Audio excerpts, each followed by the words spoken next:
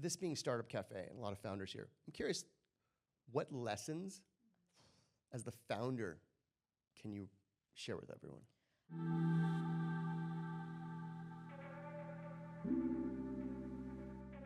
Hello, travelers, and welcome to this episode of the Travel with Meaning podcast. Today's guest is actually no stranger to Travel with Meaning, to our show, or to our community. Laura Grier has been called the Indiana Jones of adventure photography.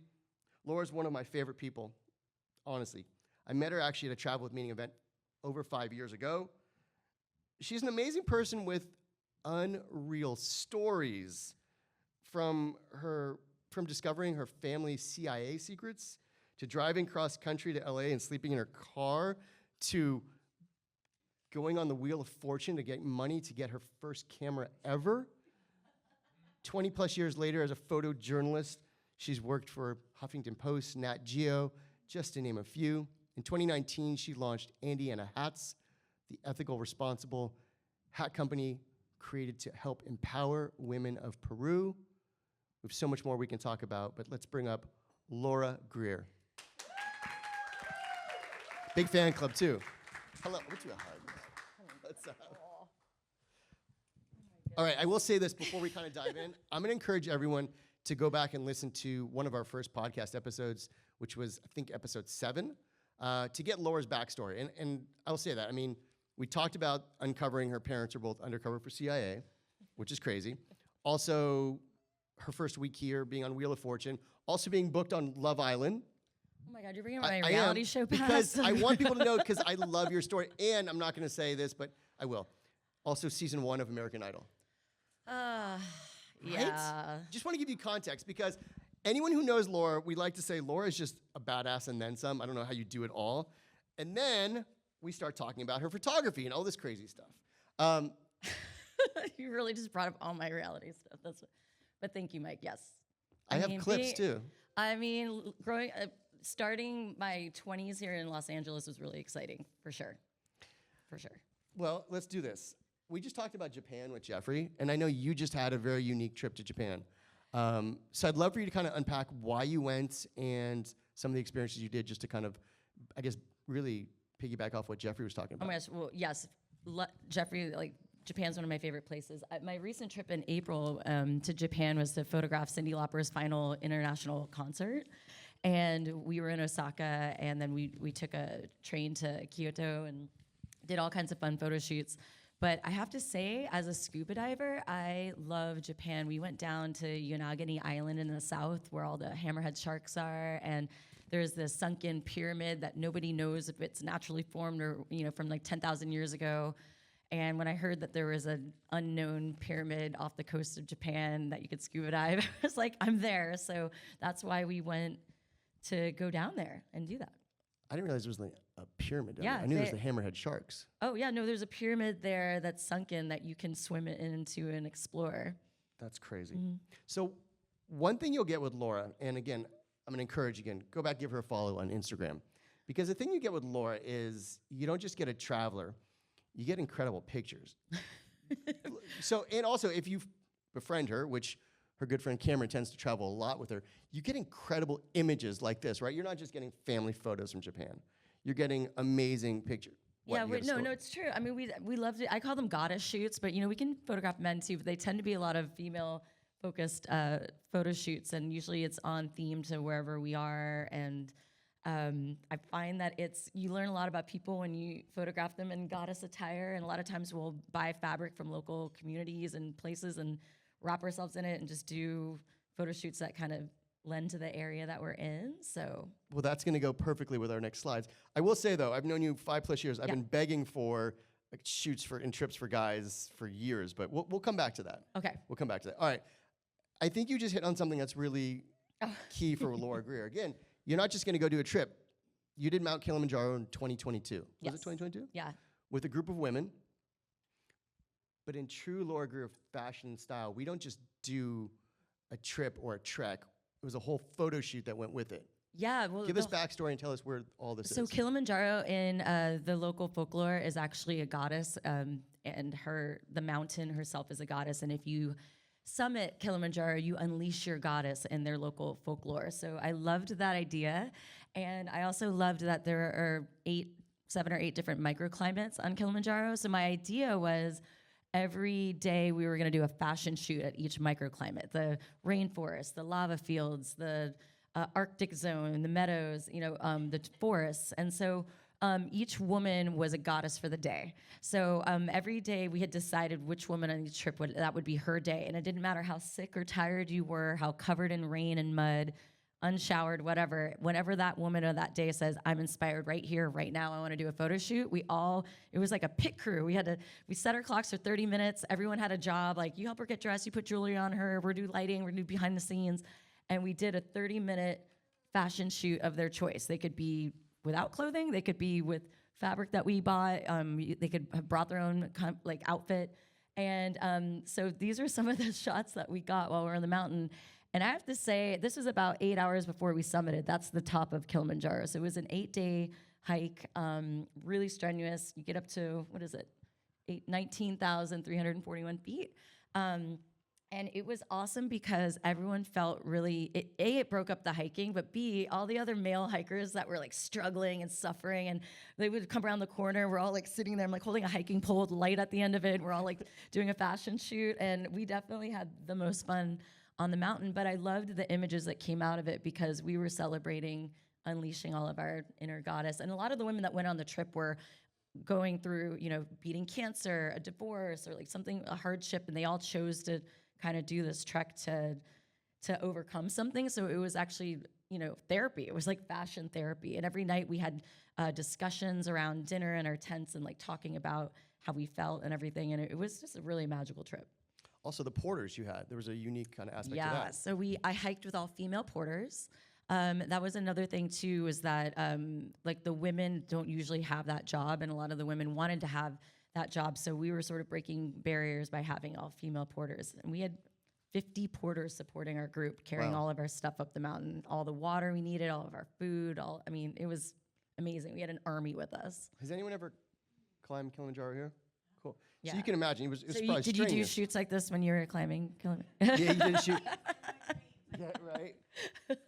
I want to, again, I keep bringing up stuff with Laura because you are one of my favorite people, but I think it's always like, there's traveling and then there's Laura Grier traveling. And that's where I think this Kilimanjaro experience really is next level. I mean, these pictures with the crows, it looks like it's Photoshop. I think you said they just literally showed up. There were tons of ravens there. It was kind of bizarre, actually. But we, honestly, I say this even for my photography-related adventures, or even just when I'm on a job, I always think that you should have an intention going into a photo shoot or a story in your mind. The story might change along the way, but your images are going to be better and flow and work together. Because a lot of people, when they do travel photography, they'll see, oh, that's a wrinkly old woman, she's cool, I'm gonna steal her portrait.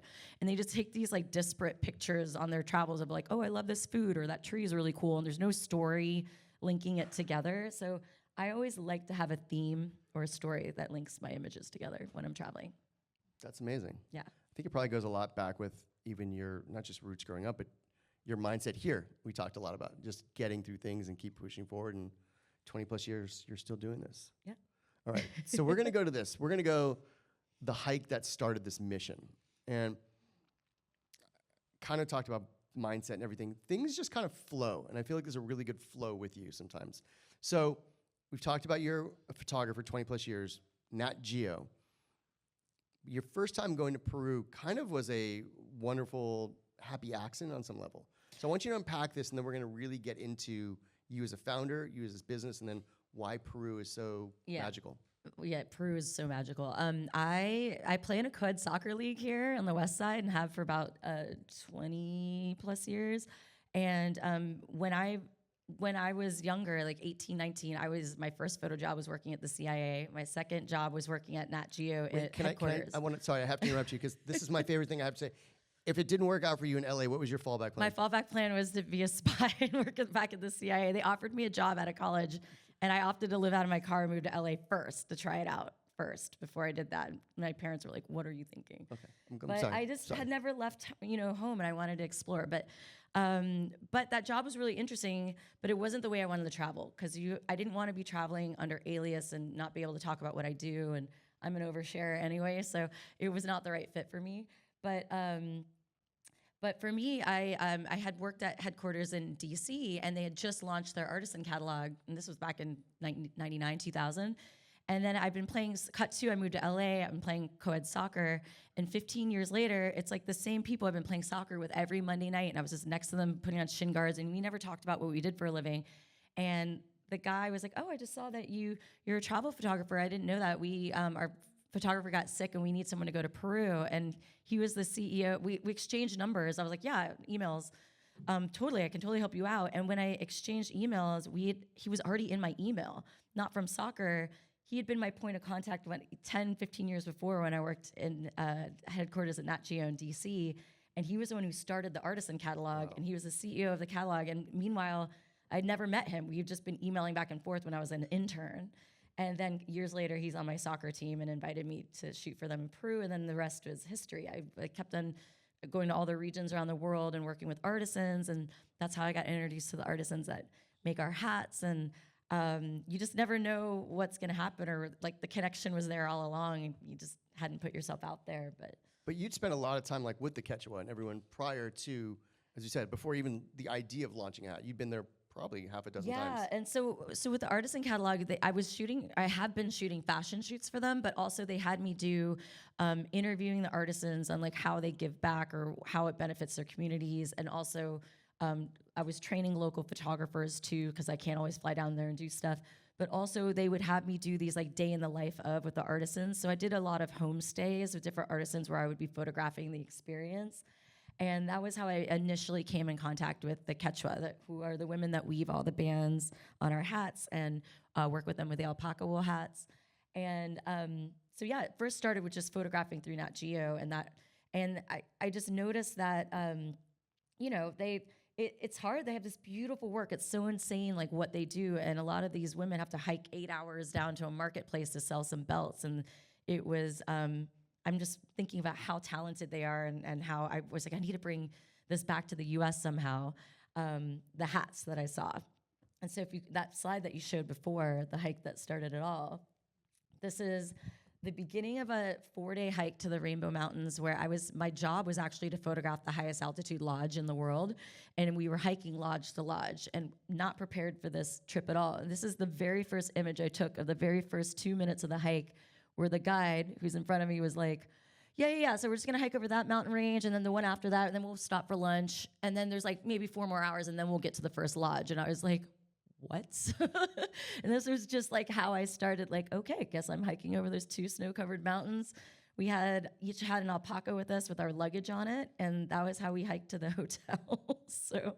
And I had to shoot and work along the way, and it was like one of the most difficult things I had ever done. Wow. But this is where the idea of Andeana Hats started, because as we're hiking through this epic journey through the mountains, we were going through all these villages, and each village has a different style hat.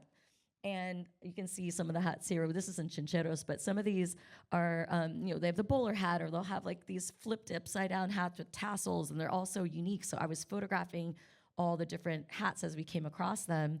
And the guide on the trip was like, "Oh my gosh, your friend is obsessed with these hats." And my girlfriend at the time was like, "You don't understand." She's like, Indiana Jones of photography. And I said, "More like Andeana Jones." And then, because I love a good pun. And then we were in the Andes.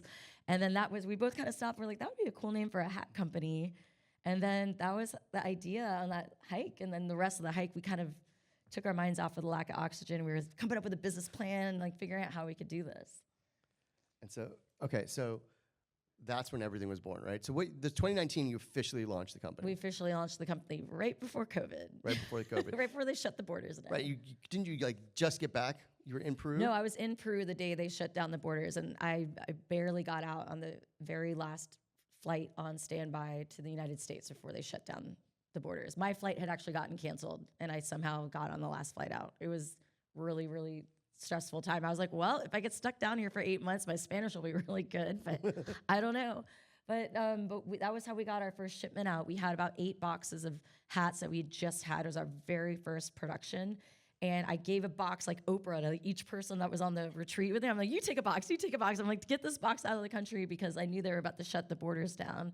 And then that was how we got, I think we got maybe 200 hats out of the country. And then that was it. But we had started the company and we were able to at least place orders with the women and send money to them, which really helped during that time because they had no tourism dollars.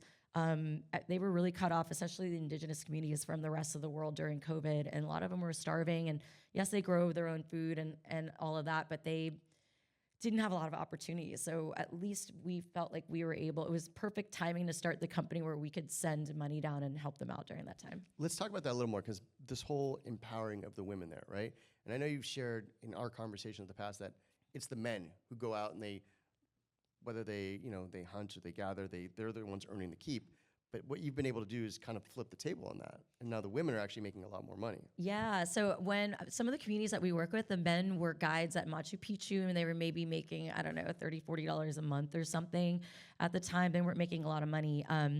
And the women, like I said, would have to just hike long distances to sell in different marketplaces and be away from their kids and their animals and their homes. And so now they can work from their homes. A lot of the men have stopped working and are taking care of the kids and the animals and the farming and all of that, while the women are the breadwinners and they're at home on their own schedule, weaving or working. And then we, with our nonprofit partnerships, go to them, to their villages, and we do the quality control. We get all the hats and the weavings, and we ship it to the United States and everything. So they don't have to hike down anywhere and do that.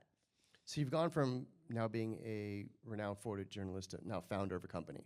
And there are a couple of people here wearing the hats, and actually, I have a hat. My dad actually rocks a red hat everywhere. Oh my God, your dad is my favorite. He's like our octogenarian influencer. It's true. Everyone stops him though when he wears a hat. He buys red outfits to match his red cowboy hat that he bought. It's like the best thing ever. It's actually true. So this company's launched. Now you're out in the world. I want you to talk about the intention bands. Yeah. I want you to talk about that story. But now as a founder, how are you interweaving kind of your stories of travel and taking people with you?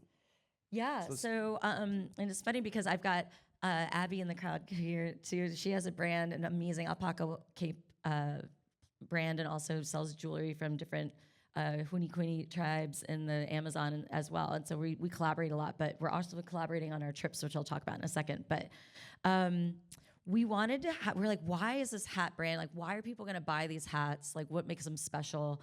And then when I was talking to the artisans, I found that the bands the Quechua language is a woven language, and it's an oral language. So all of their history, their traditions for years is actually passed down through the weavings. The band I'm wearing right now is Mayu, which means river, and this is the river pattern. And it means purpose. It's a river flows in one direction. It might change course along the way, but it ends up where it's meant to be, sort of. You with your purpose, you end up where you're meant to be. So we found out that all the different designs that have been passed down for centuries all have different meanings. So I love the idea of having, preserving their cultural heritage, preserving their woven language, and also having the spirituality of the hats, because also in Quechua culture, your hat covers your third eye chakra, your crown chakra.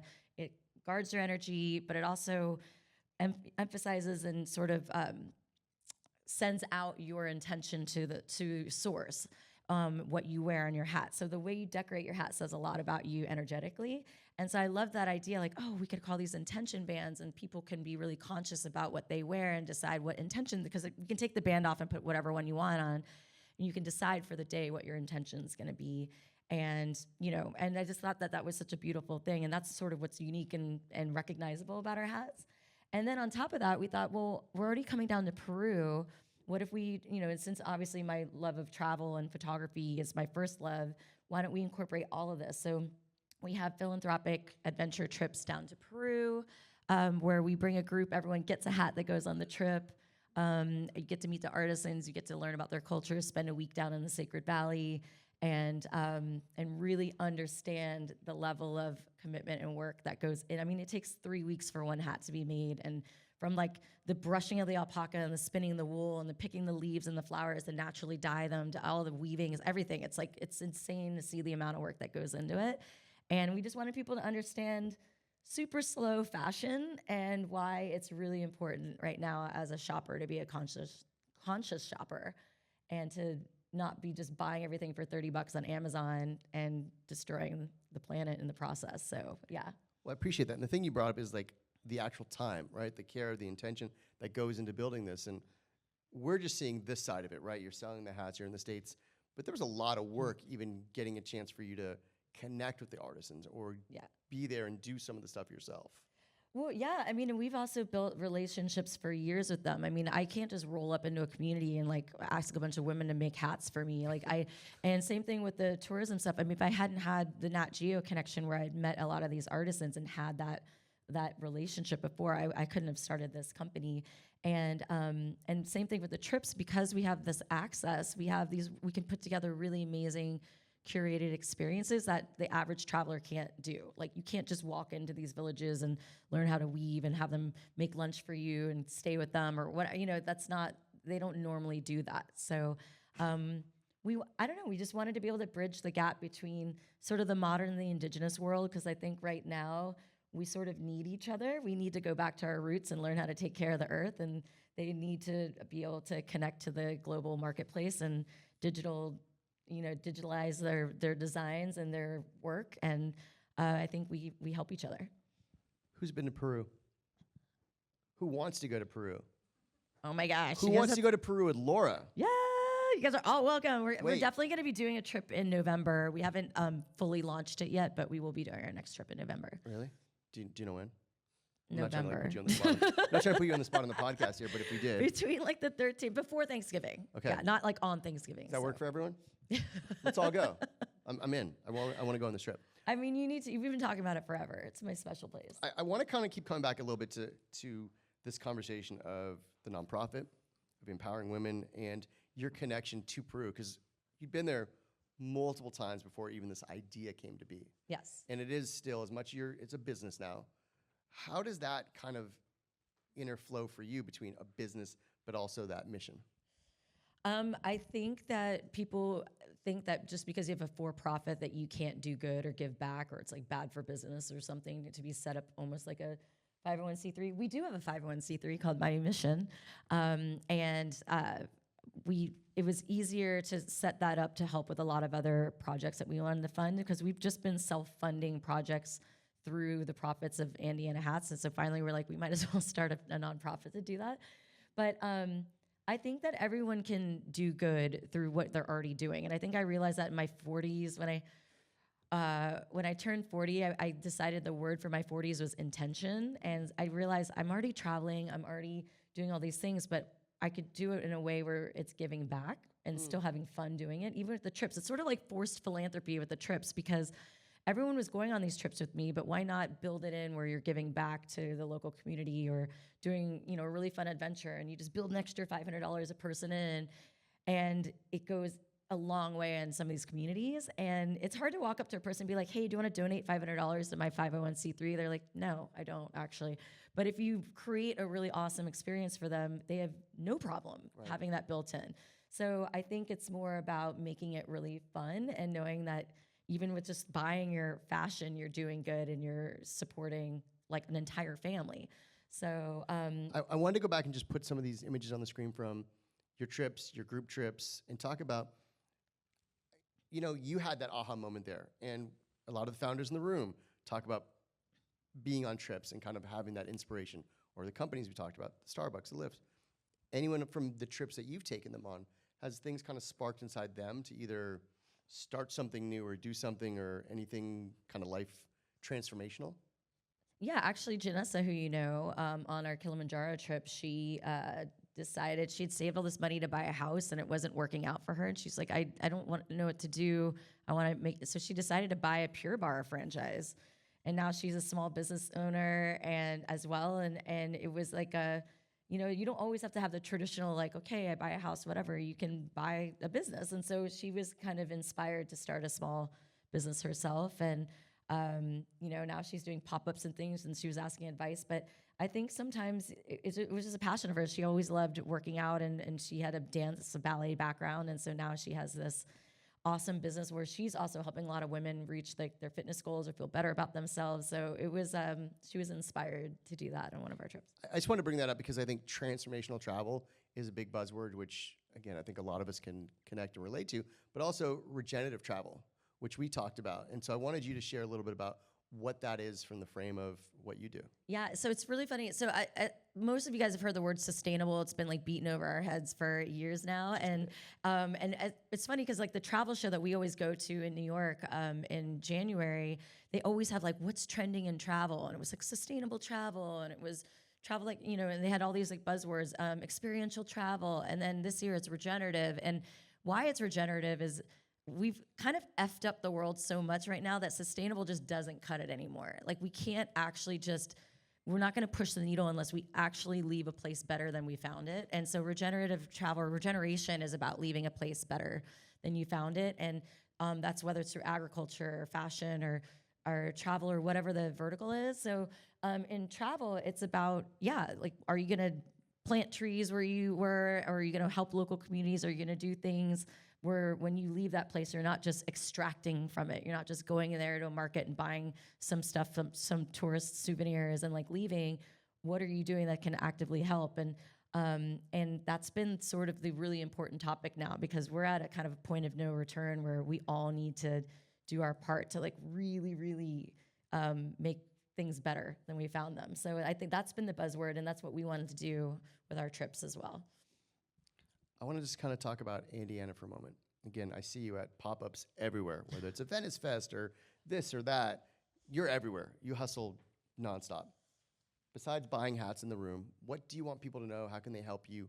What's the next, I guess, steps for you as a founder and your business? Honestly, the spreading the word, I mean, buying the hats helps, you know, going to the website, buying the hats and all that things are, storytelling opportunities like this are really great, because I love to storytell, but I think that's when we really get people to understand our brand and our mission. Even donating to My Mission, even if it was $25, you know, when we were doing $50 donations over the holidays, that was supporting one woman to have entrepreneurial monthly meetings with food for a year. So like $50 to us is nothing. I spend way more than that on coffee a month, but it's like, things like that can really help our programs. But honestly, it's about just spreading the mission and the word. And even if you don't buy anything from us, just being more conscious and aware of where you shop and what you buy and how, you know, you can move the needle through being a conscious shopper and what you decide to buy. And, you know, I think now that I understand like how a well-made hat is, and I see all these other chintzy hats that you can buy and have delivered very next day at your house from China, it just like hurts my heart to think about, how bad that is for the environment. And just being able to shift where you buy your goods really can help like a lot of people and help the environment. So even if it's just shifting your mindset and thinking about that is what I would ask from everyone. But I do invite you guys to go to myumission.org and see all of our programs. We are doing everything from trying to protect Indigenous IP. We want to scan their designs and document their oral history so we can legally license their designs to big brand names. Patagonia just did a partnership with Indigenous group where they are licensing their designs for straps on their bags and things like that, because historically, like fashion designers have been stealing Indigenous designs for years and just making them their own, and none of that goes back to the artisans. So we want to make it where they can make royalties off their work. That's just one of the many projects that we want to fund with our nonprofit. Every traveler does need a hat, especially like with It's a hairline like mine. But I normally would wear a hat, but I couldn't, you know, overpower the stage here with two hats. Travelers who are interested in joining in Peru, you have a newsletter. I have a newsletter. Check out the site, right? Yeah, definitely. Go to AndeanaHats.com, join our newsletter. We're going to be announcing the trip dates soon. And also My Mission, both on Instagram, Andeana Hats and My Mission, each have their own account. We'll definitely be, we'll be announcing the trips on there.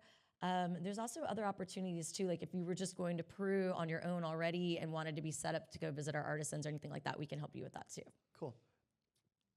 This being Startup Cafe and a lot of founders here, I'm curious, what lessons as the founder can you share with everyone? I was told that if you had a product, you could make money while you're sleeping. That has not been the case here. You're right. I hustle a lot, and even in photography, after 25 years, I'm still hustling. I've decided to create 2 businesses where me being there has been a big part of it.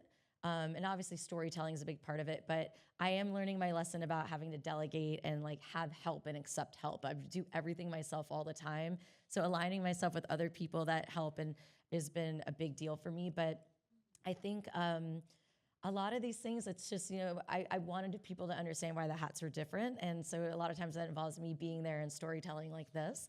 And yeah, I think just realizing that it's really hard. Nat Geo had never sold the hats in their catalog. We sell our hats in their catalog, and we were the first hats, brand to be in their catalog. And the reason they didn't is they said, oh, it's going to be a logistical nightmare to get these hats from these indigenous villages, and they don't have like a written language access to the internet or speak English. And you want to place online orders with them? And I was like, I mean, how hard could that be? So I decided to take that challenge on and get the hats to the Nat Geo headquarters. And then I realized, oh, they weren't wrong. It's really, really difficult. But it's rewarding. So I will say for founders, it's like, thank God for ChatGPT and talking to other founders and just asking and not being afraid to be like, I don't know what the hell I'm doing. I really don't. I didn't know the first thing about international shipping, customs certificates, retail. I would be on meetings with people that are like, what's your MOQ? And I'm like Googling what MOQ means. And I have no idea. There's so many times that I feel like I'm in over my head, and it's okay. It's okay to say like, I actually don't know what you meant by that, or use chat or figure it out. But I've always been service-based. I've been a photographer. So I'd never had to do retail or any of this stuff. And I think once, sometimes if you act like you know what you're doing, people won't help you.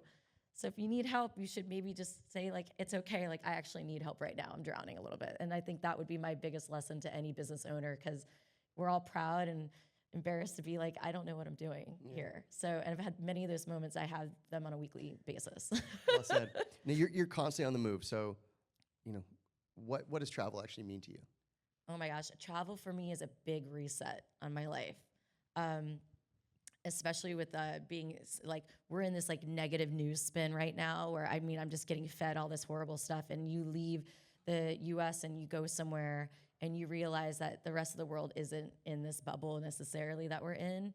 And you can get so caught up being like, oh my God, I gotta pay my rent, and I've got Pilates, and then I've gotta go here, I gotta wash my car, and I didn't ship that, and like that. And then you go somewhere where everything just slows down and everyone's super connected to the earth, and people don't care about Studio MDR and all your like going to the gym or whatever. Like it's just a different life. And I think for me, I realize that we overcomplicate our lives, and it's a choice. I choose to do it.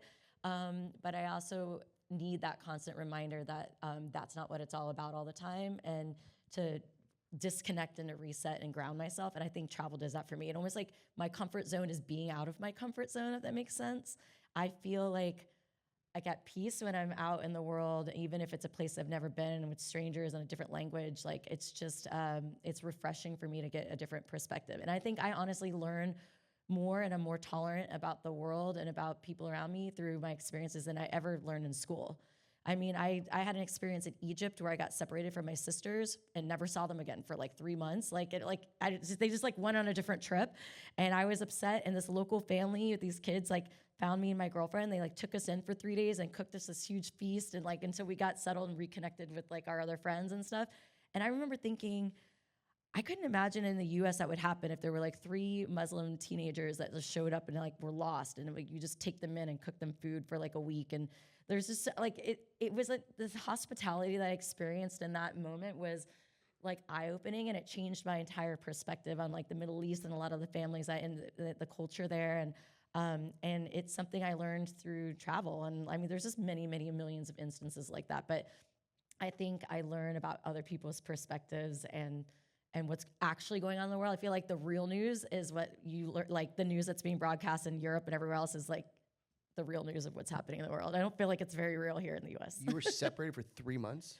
I mean, my sisters and I didn't see each other. It's not like I couldn't have called them, but we okay. just I was didn't like, see each other well, again there was for that 3 moment. months. I It was wasn't like, like I that was just sounds- kidnapped and yeah. Okay, I'm just making sure. That was like, No, again, we got can you separated see and why then I we just think never she's met up amazing? again. And her stories are like, I've never heard that one before. That was like 3 months. That was incredible. The point wasn't about that. The point was that this family took us in. But anyway. I get that. Yeah. I didn't know if this is another amazing Laura Grier story. Let's give it up for Laura Grier. Thanks, guys. So I'm going to open it up for questions in a moment. But before we do that, with every Travel with Meaning episode, we play a speed round of questions. Oh, okay. So we're going to put you on the hot seat. Okay. How's everyone doing? Everyone still good?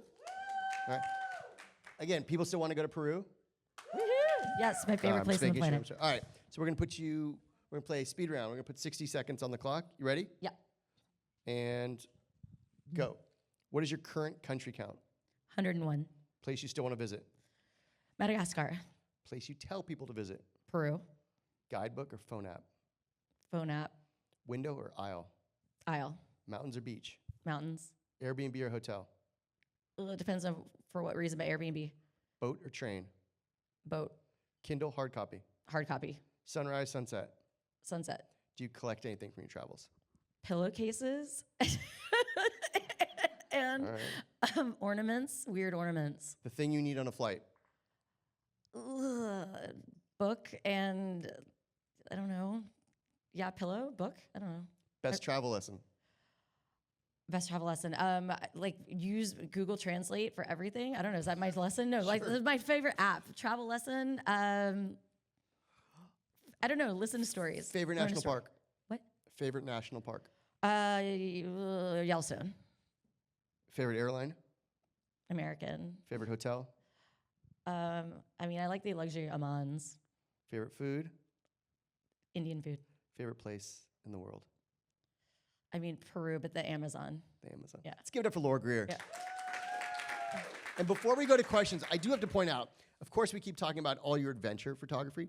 She's also an incredible wedding photographer. So anyone getting married, know anyone getting married, this is also really how you've built your business here over the last 20 plus years of just doing incredible weddings or even getting flown places to then have your travels really start kind of evolving from that, right? Yeah, and there were some crazy weddings. I did one in like an ice chapel with reindeer in Finland, and then I've done underwater weddings. I've done in caves. I've had some crazy because of my travels. I get hired to do random weird weddings too, which is There's fun. always a story, right? There's always something. Anyone have a question for Laura?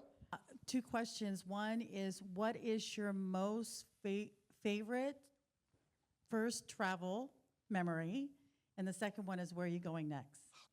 Honestly, we lived abroad when I was younger, and so my first memories were honestly in Bali. And so for me, like when I was 3 or 4 years old, and so whenever I go back to Bali, because one of the Nat Geo headquarters is there, it's the smells and the sounds. It just honestly feels like home to me. So I think I have a special place in my heart for there. Our next big trip I'm leading a trip to Greenland, Iceland. We're going to the northern Arctic to see northern lights and the glaciers and everything. So we're doing a group trip on cruising from Iceland to Greenland in September. Unbelievable. Yeah, it's 26 people. It's gonna be really epic. We all got polar bear onesies for everyone to wear on the trip. I will say this also, again, more stories than we have time for today. Episode 7 of the podcast, I think there was also like 25 where we did maybe 2 other episodes together where you talk about Antarctica and you talk about other things as well. Any other questions for Laura? Yeah. It was mentioned something about American Idol. Are you able to Yes. explain what that is all about? Okay, so season 1, nobody knew what American Idol was here because it was like British Idol or whatever it was before. And so I was singing karaoke at Barney's Beanery in West Hollywood, and I was scouted for American Idol. And I thought it was like a karaoke game show. Nobody knew what it was. And so they just said, can you show up at the Hollywood Athletic Club? And, and you have to audition. You have to have 2 songs prepared, singing a cappella, which I'd never done either. And so I said, sure. And so Ryan Seacrest ushered me in the room, didn't know who he was. And there was a huge room, like twice the size of this, with about 100 people with cameras and a big X on the floor and a table with 3 people sitting. And I had to go stand in the X and sing these 2 songs. And it was Randy, Paula, and Simon, my very first audition ever. Like, I didn't audition to get to them. Like, they were my first audition. And I recognized Paula Abdul. I didn't recognize the other two people. And I was like, what the hell is happening right now? And I sang, and then Simon cut me off twice, and then he was like, well, I can tell you're not trained, but you're a breath of fresh air, though. He was like, you're going to Hollywood. I'm like, I'm in Hollywood right now. and then I was like, what now? And then they actually took us to Pasadena, and we had a 2-week effed up music camp in Pasadena. We were locked in the convention center. It was Kelly Clarkson, like all of us there. We had to spend 2 weeks together singing and auditioning and dancing, and we weren't allowed to call home or anything. We were like stuck in the Pasadena Convention Center, which was Hollywood. Sequestered. Yeah. And so I made it, like I was on the first couple of episodes, and when they voted down to 10, I did not make that vote because I had to leave for my sister's wedding. And I don't know if I would have made the 10, but I was in the room where they like decided who was like getting voted and not. And I didn't get in that room because I was like, sorry, I got to leave on a plane tonight for my sister's wedding. But my sister later on was like, well, I would have understood if you missed it because everyone got famous that I had been with. And I'm like, no, you wouldn't have. You would have never spoken to me again if I didn't go to your wedding. But it was a really cool experience. But yeah, that was my American Idol. But the first few episodes, they had a slow motion shot of me ripping off my number when I got like thrown, like, you know, voted off. And that was for 2 years, like on the commercial for American Idol. It was like me slowly like taking my number off. Yeah. I will say, you know, experiencing karaoke with Laura is definitely also a highlight. So whether it's the Whaler or somewhere else, if there's karaoke or someone in the room, she'll definitely get up. Yeah. Last question, anyone? All right, so I know Laura Grier has to run out because, of course, she has a shoot. No, she I have to actually has run a to a shoot photo that she has to shoot leave right to. So let's give it up one more time for Laura Grier. Thank you, guys.